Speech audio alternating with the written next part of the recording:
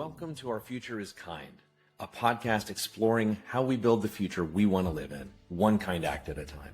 I'm your host, Michael G. Neese, president of Our Future is Kind, and your trusted companion as we search out kindness strategies we can use in our everyday lives.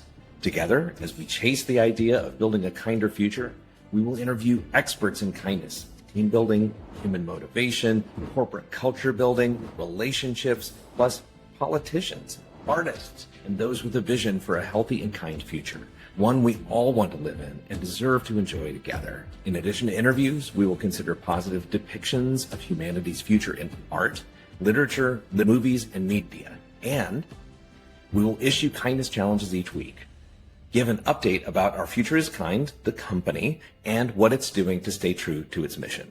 So, let's dive in. Today's guest is Jill Lublin, and she is the media magnet. And I'm so excited to have her here because not only is she an international speaker and coach and the author of 4 best-selling books, one of those books is all about kindness, the profit of kindness. And so, Jill Lublin, thank you for being here. Thank you, Michael, for having me. Delighted to be here with you. Wonderful. So I introduced you, but I always like to have my guests introduce themselves. So please just tell us what makes you, you. Oh boy, that's such a deep question, but I will start with the fact that, I've been working in publicity for close to 30 years, and I wrote the book Guerrilla Publicity, which led to a series of other books, including The Profit of Kindness. And I've been blessed and delighted to be teaching media mastery intensives on Zoom for years, helping people get seen and heard, and then running kindness circles every month that are completely complimentary and invite people to share kindness with each other. So that's just been super great, and opportunities for me to really help others in multiple ways. And I love that. I have 4 cats. I'm a cat woman, or, as I like to say, I'm not a crazy cat lady, but I am crazy about my cats, just saying. And, I love it. Yeah. Just bopping along and seeing how I can best serve people. I'm also a cat person, so I have one cat, Mr. Spock, and he's a very good boy. So they can all listen along as we talk. Terrific. So tell me, you mentioned the kindness circles. Let's dig into that. I mean, tell me about that, and how does that benefit people? What do you do there? Well, what we do is actually create kindness. We usually have an amazing 10-minute speaker person who talks about kindness, and then we actually do it, give it, and create it in 1 hour on Zoom. Everybody can join all around the world. And so what we're doing is we have a facilitated networking, 2 of them, 2 actual networking circles where you get to meet lots of great people and connect in kindness. So we're answering questions with each other and also asking for an act of kindness. Like one thing, I always say, ask for one thing. Like, what do you need help with? What's one kind thing you need help with today? And I always, of course, attract great people who are willing to serve and generous and smart and able to spend time with others. So people are creating business in there. They're creating connections that are next level. In fact, I have one woman who's working on a book that she's been thinking about forever. I met a gentleman in the kindness circle who has hair products, and the 2 of them came together to support her project Bald Courage about dealing with breast cancer. And they're going to collaborate and get out there together. I'm just so excited. So things like that are happening. People are doing business and really creating wonderful connections, and they're rooted in kindness. Like, what better could you ask in life to have kindness in business, get things done, and serve people? Like, what a great combination. It's lovely. The people who show up, do you find trends in what they're asking for, trends in things that they say that they're stuck on and they need help with? No. To be honest, I'm not in the breakout sessions because I'm facilitating from behind the scenes. But what I'm hearing is that people are asking, could be, please go like my LinkedIn and create connection there. Go talk to me on Facebook, or, what do you think about this launch or cover idea? So things like that they're just able to get help with. So great. Unjamming the log jams. Exactly. That's a great. Exactly. You've already alluded to this idea, but the concept of us trying to be more visible so that we can help more people. Can you talk a little bit about that? Because I know there's some people who are really shy about getting their name, their logo, their face, their ideas out there because they think that it makes them egotistical or something. Can you talk just a little bit about the importance of getting messages out there? Absolutely. Well, let me just say, if nobody knows about you, how can you have impact and influence? I mean, it doesn't matter what you do, but, hiding behind or not being visible and by the way, being visible to the extent that you're comfortable with. I'm not asking or saying to anybody, be on Good Morning America or be in the New York Times. I'm saying get your message clear so that more people can do business with you, be impacted by you, have your wonderful gift. Because as I see it, people have a gift. Every one of us inside of us has a gift. Perhaps, you're the local whatever mail person and you're delivering gifts. In fact, our mail person, can I just tell you, our mailman in this case, had a going away party because he served our neighborhood so beautifully, so well, so kindly for 20 years that the whole community center threw him a party and it was so crowded, because he did his job well. Right. Yeah. And he did his job in kindness. So as far as I'm concerned, it doesn't really matter what you do. As my friend, and he would be my friend if he were alive today, Abraham Lincoln said, whatever you do, be a good one. Right. Yeah. And that relates to kindness. Yeah. So why have you latched onto kindness? I mean, you have so many skills. It would be so easy for you to kind of just elbow people out of the way. What's so important about kindness? I've never been an elbow people out of the way kind of person, but Thanks. yes. And in fact, I've always been kind. It's been my natural nature. And then an opportunity got dropped in my lap to write the book, The Profit of Kindness. Literally, I dropped in my lap from my publisher who said, you know what? We want a book. We want it to be on kindness. They came up more with the title. I actually had another title in mind, but that's okay. And they're the publisher, they won. So in this case, and it's actually been a wonderful book. It has impacted and influenced many people, but it was one of those synchronicity wink, wink kind of moments, that literally came together in such an unusual and fast way that I knew it was destined and meant to be. I wasn't looking to write another book. It literally landed in my lap. And with that, then I got the whisper, as I like to call it, God whispered in my ear, start kindness circles. And I went, okay. And, I did. And guess what? For the first one, 60 people showed up on Zoom. And then it kept building and growing. And I went, okay, I think we're onto something here. And I just keep doing it. Here we are 4 years later with a community of probably close to 1,500 people who showed up. They don't all show up every month on Zoom. And I do have kindness circles every month on Zoom that are completely free and serve people to make connections. And guess what?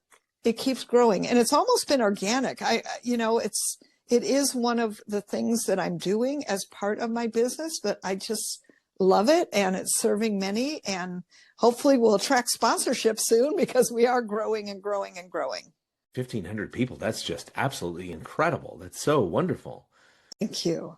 Yeah. So walk me through just a little bit about how you see the different relationships that you have with different clients. Because I know that you're a speaker, you get up on big stages. I know that you're also a coach. Those are very different things. How are you helping people in each of those situations? So as a speaker, I usually speak on the topics of publicity based on my book, Guerrilla Publicity, and kindness based on the profit of kindness to create cultures of kindness. Those are my two topics. I have 4 books, but I'm narrowing down to 2 topics because I think that's what's needed now the most, is helping people get out there in the world. And then, of course, kindness is essential, and especially in today's world, now more than ever, so needed. So those are the 2 places I'm speaking. And then, yes, I run these medium mastery intensives and I consult. and coach companies with regard to their publicity, their messaging. And you know what's interesting is kind companies get more publicity. Mm-hmm. You know, it does start flowing together. In fact, really, one day I sat and I looked at my books and I thought, how do these all start tying together? And because I told you the Profit of Kindness really just kind of dropped in. It wasn't like I was looking to write a book on kindness. I'm like, so how does this all tie together? And in the research, in the writing of the Profit of Kindness, in the interviewing of kind companies, by the way, small and large, single entrepreneurs to larger companies like Dignity Health in the Bay Area who are running kindness campaigns on their buses. You know, see, kindness is popular in the marketplace now. It is in the lexicon of the marketplace now, which I think is phenomenal. And I'm noticing companies who are kind, who put out principles of caring and justice and connection to their customers, who are helping their customers, like Honda ran a kindness campaign. Honda, the car company, ran a kindness campaign. I mean, to me, this is just speaking volumes of how much publicity kind companies get. Which they deserve. I mean, we all want to have a kinder setting in which we are all doing whatever it is that we're doing, whether it's we're at work or we're at home. Having those kindnesses dropped into our lives, it is a blessing every time. Yes. Can you tell me just a little bit about your home life? I mean, you don't have to get into a lot of details, but I mean, how is it that you use kindness in your community, with your family, with your friends? Yeah, and that is a great question. One of my practices is a conscious act of kindness every single day. Like that's a no negotiation for me, right? And so where can I do that? Well, certainly family and friends and community helps. I always go the mile. I mean, my neighbor, for instance, she's 92, and I always make sure that I create a time to take her for lunch or drop by she loves ice cream, for ice cream, or, do something that supports her, knowing that she has great neighbors, which, by the way, includes bringing up her garbage cans every Friday. Just saying. These are simple acts of kindness that are generous and easy to do.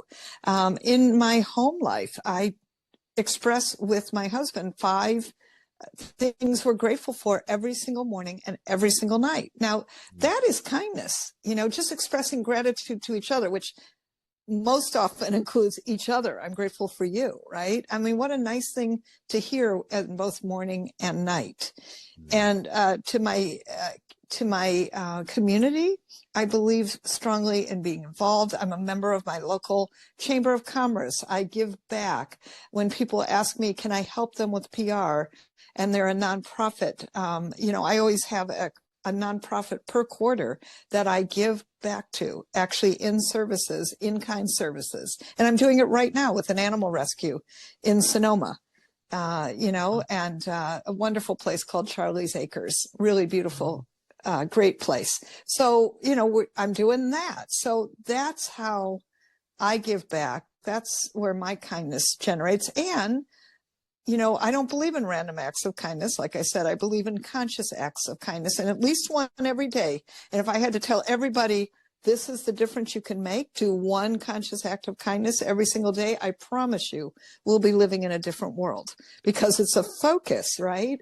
And so if I do get to the end of the day, Michael, and perhaps I forgot whatever to be kind, it doesn't usually happen, but if for some reason it does, I will send a kind text. I will write a note to someone. How about those handwritten notes? I don't know about you, but I like getting them, Oh yeah, absolutely. Somebody in my kindness circle, she's so sweet. You know what she did? She sent me these smiley faces. Aren't they cute? Oh, those are great. These smiley faces. And so, people often ask me for book endorsements and testimonials because of obviously having written 4 books. And so I love sending testimonials back with these smiley faces on them, or putting them on cards I send to people. And, somebody said, I don't know where you got those from, but it just literally made me laugh, so just in that, like, how wonderful is that? Simple gestures that mean something. Yeah, that's lovely. So hopefully everybody who's watching or listening in, hopefully you are all taking furious notes so that you know what you can be doing later on today. Start that list for your spouse or for somebody else in your family, and think of the things that you can do for your neighbors. It's all so lovely, Jill. Thank you. Yeah. So I want to take you on a small adventure with me. Oh boy. Yeah, I know. It's so what we always try to do here at Our Future is Kind is we try to envision a better future, a kinder future. And so if you'll indulge me, we're going to get into a time machine together. We're going to go forward 100 years. And I'm telling you while I'm steering the ship and getting us there that we did everything right. The last 100 years, we did all the good things, all the right things, so that when we step out in 21, 25, it is going to be a beautiful and glorious future. So when we step out of the time machine, what are you looking for to confirm that it actually happened? What are the signs that we got it right? Oh, I love this. What a great question. So I think a couple things. One is I want to see all kinds of diverse people talking to each other. I want to see different age groups, ethnicities, different philosophies connecting to and talking to each other without argument, with listening to each other, with no, have to be rights, but just a listening. And I think that would tell me that we've made great progress. And I think that would be really interesting. Of course, I'd look for a place of beauty and cleanliness. When I say cleanliness, meaning no pollution and environmental issues and these particular issues we have around climate and disasters, honestly. So I'd look for that because I know that we're being kind to our environment now and that our environment is saying thank you back. And I think that would be really great. I do have this little happy-go-lucky picture in my mind of, lambs frolicking and animals all over because, well, I love animals. So I think animals should be part of this. And that that there's a harmony. There's a harmony because kindness is about connection. In the Prophet of Kindness, I have return on kindness principles. One of them is connection. And I think that that's really important and that we have connection with others. I'm envisioning a big outdoor farmers market where people are trading, different kinds of foods, and they're really listening to each other and celebrating life. That's the image that you conjured up in my mind. I love that. It's funny you should say that. I love farmers markets, and I tend to go to them all the time because I love supporting our farmers. I think they're doing great things out there. But yes, that's perfect. So now here's the biggest question, right? We got in the time machine. We're out there. We said that we did all the right things to get to this. What are all those right things? What did we have to do for those 100 years to get us there? Oh, boy. Well, a couple things. I think, again, I'm going to go back, practice that act of kindness. Practice kindness. It's like exercise. It's a muscle. You have to practice it. And by the way, that includes being kind to yourself. I think as we are kinder to ourselves, whatever that looks like, self-care for most of us, just saying, self-care is important. Care of your family, care of your community. That's all kindness, right? Like, how can you extend to another? And I think, kind of going outside yourself, but also inside, being kind to oneself. And so that means also, being conscious of what your actions are, of what your words are, of what and how you act in your life, not only to others, but by yourself. Like, people, are watching. And sometimes I think, well, is this something I would do if somebody were watching? What an interesting question, right? And I'm not saying we all have to be perfect because I don't think that's kind. Perfection is tough a little bit. And being kind to oneself allows that at times you mess up and then you say you're sorry and you apologize and you do what you got to do. But I think doing the best you can each day is an act of kindness. And, to me, what that looks like is respect and consideration of others, and coming from a place called, how can I help? What can I do? How can I serve? How can I serve you? How can I serve better? These are great questions to be asking. How can I, like when I'm at a park or at the beach or wherever I am, I look around and I bring a little plastic bag and I stick garbage in it because, people leave their garbage behind and I can pick it up. Now, most of it, there might be some I might, you know what I'm saying, right? So I think that we need to take responsibility for not only us, but, sometimes you got to pitch in and pick up and do what you need to do to make someplace nicer. I love that. Now, some of these ideas, I'm guessing, are in your books and are in some of the speeches that you give. How can people find your books and get a little bit more engaged with some of these concepts? Because I've already got a list in my head of about 8 different things that I should be doing. And I study kindness for a living, and you've already given me more things that I had never thought of that. So how can people find you and your writings and get more involved? Oh, thank you so much. So I have prepared a free gift for all of you. It's more publicity related, but certainly go check it out because you want to be known and seen. And you can find that at jilllublin.com/guide.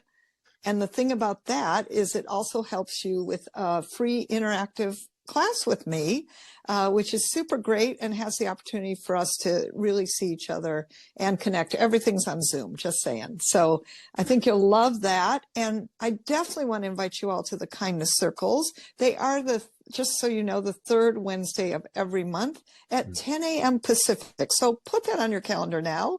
And they're a wonderful way to show up in kindness, to support each other, and to really be kindness for that hour and dedicate it. So I think that that's a great way to spend the time. And that you can check out at jilllublin.com/kindness circles. That's plural. jilllublin.com/kindness circles. So come join us. It's completely free.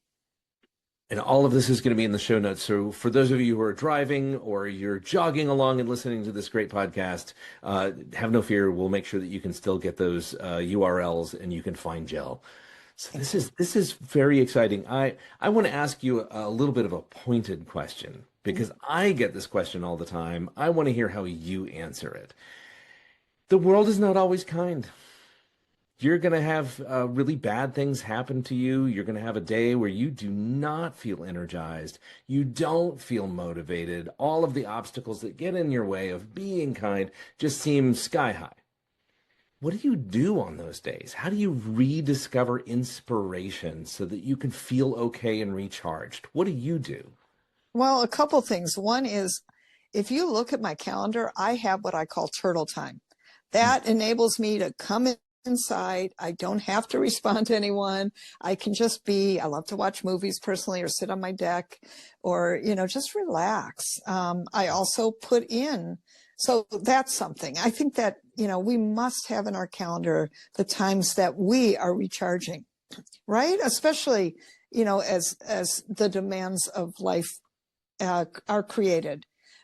Number two, that, there are just times where stuff's coming at me, there's coming at you, and it's like, okay. And if I have to cancel something in the afternoon, I will do that. And you know what? I may go take a nap or I just may shut down for a while because that's what's needed. Or I frankly catch my breath. I love the app Calm, CALM. I love that app. I may go there for a 3-minute meditation moment, way to get myself back. I may walk outside, smell the air, feel the sunshine if there is any, or, just take a moment and change something, whether it's taking a walk, whether it's, that might be a time for hug a kitty cat because they got great oxytocin, and we just need to, take responsibility. And believe me, listen, like all of you, my time is scheduled, boing, boing, boing, right? Every hour, every half hour. And there are times where I'm just might I say, have to change the schedule or do the best I can with what is going on right then.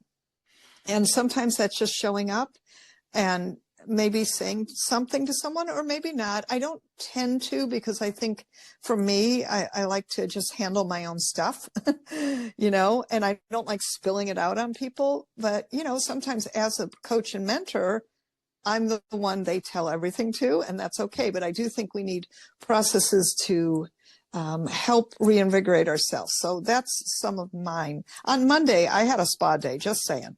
I had a spa day on a Monday, and it was great. Well, you certainly deserve it. With all of these kind things that I know you're putting out in the world, you have to take good care of yourself. Yes. Wonderful. Well, gosh, I feel like there's a lot that we've already given to our audience here, but are there any other words of wisdom? Are there any other things that you really want them to know before we sign off? Well, thank you. First of all, I'm just delighted that you're all hearing this, that you're, engaged with Michael's podcast, who also is about kindness. And thank you, Michael, for the work you do out in the world. And I do think that, each one of us is responsible for ourselves, and to take that responsibility, engage with it, have fun with it. Listen, I get baked goods from my neighbor for bringing up her garbage cans, but you know what? If she gave me nothing, it would be beautiful, because I know that as we pour out, so we are poured into, and somebody somewhere, will benefit from all our acts of kindness. And I think that that's what's most important, so it is about keep giving, and also remember to keep receiving, right? And be open to the gifts that are wanting to come to you in kindness in other people, and be willing to be given to. I think that's important. That's part of kindness, is to give and receive. It's most givers, I find, have a harder time receiving. I know I had to work on this one myself. And so I just want to presence that for people, to give and receive. It's a beautiful thing. And just keep putting that smile on your face and give it to someone as you pass them today. That might be the kindest thing that happened for them. Jill Lublin, such wisdom. I absolutely love it, and I've loved this conversation. So thank you again for coming on Our Future is Kind. Thank you. This episode's Kindness Challenge. Add one conscious act of kindness to your day, on purpose, with love. And that could be writing a handwritten note, picking up litter in the park, texting someone to just say, "I'm thinking of you," or bringing in a neighbor's trash cans. You might even get some baked goods out of that. Want to stay inspired so you can stay kind? Well, Jill Lublin has a toolkit for how to pick yourself up on hard days so you can get to inspiration. Some of her ideas include blocking time for turtle time. In other words, quiet, screen-free rest. Go watch a movie, sit on the deck, breathe fresh air. Use the Calm app for 3-minute meditations. Hug your pet. Take a spa day, even if it's on a Monday. And most of all, be kind to yourself first. Thanks again for listening to Our Future is Kind podcast, a podcast in search of a kinder future. Go out there and do something kind.